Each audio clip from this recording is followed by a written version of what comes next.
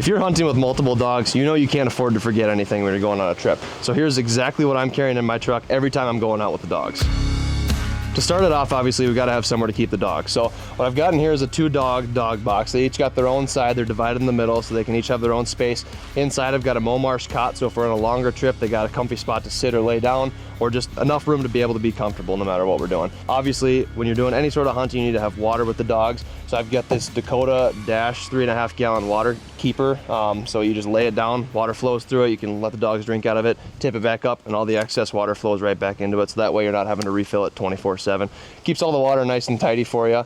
Obviously the dogs need water, but depending on what type of hunting you're doing, you probably need water too. So I keep my own separate jug of water. I think this is a 3-gallon Aquatainer. That's just one I keep refilling my water bottles out of, whether it's something I'm keeping in my vest for a bottle, bottles in the truck. It's just kind of my main source of water. That way I'm not having to run to gas stations or other places to refill all the time. Dogs obviously need food while we're out there. So I've got the Rufflin Chow box. This holds, I think it holds a 40-pound bag of food inside here. So you can keep food in here a long time. It's air and water sealed, so it keeps it all fresh. Holds the 2 dog bowls right in the back, so it's easy storage. And all of those things that I just talked about, the food and water, all of that stuff sits on top of that dog box. So it's up and out of the way. I only need to grab it when I need it. Now, if you're hauling dogs around, obviously I got a topper on here. So in early season, late summer, early fall, that type of time, it gets pretty hot, especially with the topper, like I said. So I keep a couple fans on either side, just those, your general everyday shop fans that run on batteries, just to kind of keep some air circulation in here if they're gonna be in here for a little while, just so that way they're not getting too hot in the back of the truck. We're starting to wrap up training season. We're getting a lot closer to hunting season now. So some of the things that I've kept in my truck the last couple months might not stay in there the whole time, but these things have been a staple pretty much throughout the summer since my dogs are pretty young yet. I've got the SCHEELS Outfitters bird bag. So if I'm doing some training, if I'm using bird in the field or something like that, trying to get the dogs to, you know, work on pointing or steadiness or something like that, this bag stays in the truck with me. That way I can keep birds at my side, easy to carry them around, not having to mess with a container to keep the birds in. And then obviously a launcher for them. Like I said, this will leave the truck once hunting season starts, because I won't need to have birds to train with anymore. We'll actually be out in the field hunting, but I do keep the launcher in my truck most of the off season, on the off chance I have time to go out and do some training, you know, on a weeknight or some weekend that I'm going to a spot that I have the ability to go train on. But like I said, those will probably be leaving the truck setup here in a couple of weeks once hunting season actually starts. First aid kit, one of those things that's absolutely essential. It's probably overkill, but that's not a bad thing if you have the space for it. We're gonna do a separate video on this first aid kit, just because there's so much information in here. We're gonna break it down. So now let's get into the meat and potatoes of everything. The SCHEELS Outfitters dog training bag. This is new for 2025. We've got 2 pockets on the front for water bottles. These ones I use for the dog bottles. These ones are the ones that I keep in the vest with me if I'm going out in the field, or if I'm training with them, I'll squirt them some water like that. Big, huge pocket on this side. This is, I don't know, this is the 52-ounce Yeti or something like that, 46-ounce Yeti.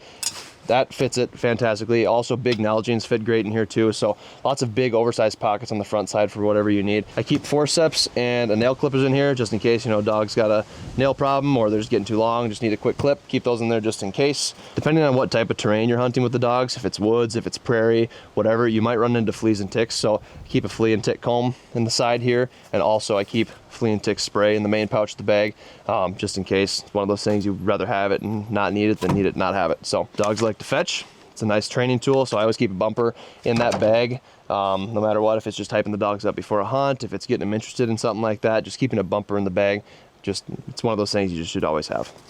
A couple different styles of leashes here.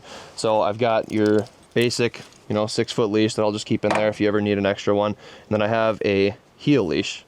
And what this one's good for is obviously keeping the dog right by your side, full control of the dog. It's very short, it's 3-4 foot, so it just keeps the dog real tight right next to you if it's a situation where you don't want the dog anywhere farther away from you than you need it to be. And speaking of tie outs, I have this Kurgo dog tie out here. So what's nice about this is when we're at a camp spot or when we're at a spot that we just want to let the dogs chill out and rest for a little while, or even if I'm at the house and just want the dogs laying outside but not have to worry about where they're going, you can stake this guy down. It's got different lashing points where you can connect leashes or chains or something like that to the dogs to give them a little leeway, but keep them in one spot and not have to worry about where they're going.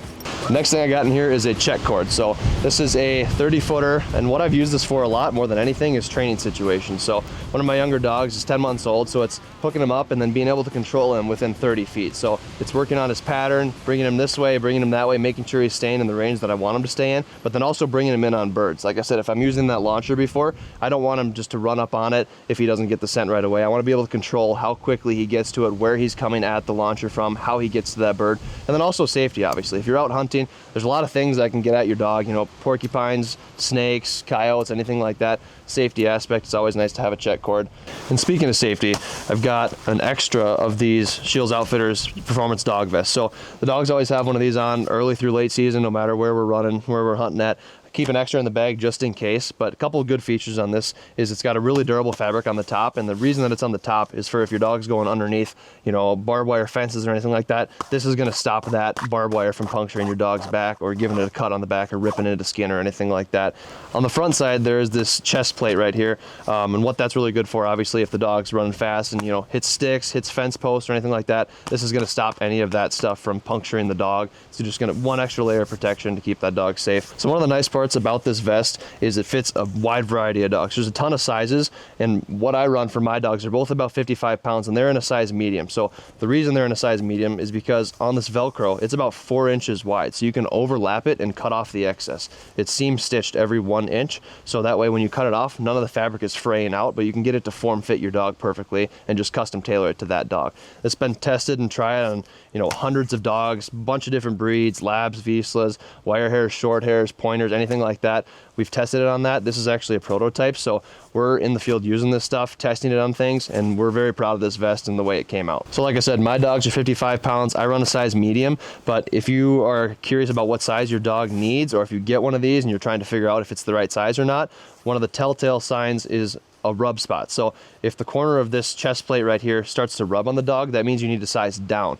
These pre-cut arm holes are cut this way so that you have a ton of latitude in how big and how small you can get this thing.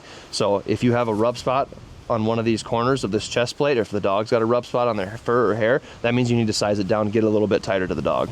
So next up, we'll talk about some e-collars. So if your dog is old enough, you can run e-collars, depending on what type of one you need is based on what type of hunting you're doing. So I've got a couple extras with me, but what I run primarily for upland hunting is the Garmin Alpha 300, and that uses the Garmin TT25 collar. So this is super nice. There's a ton of stuff you can do with this collar.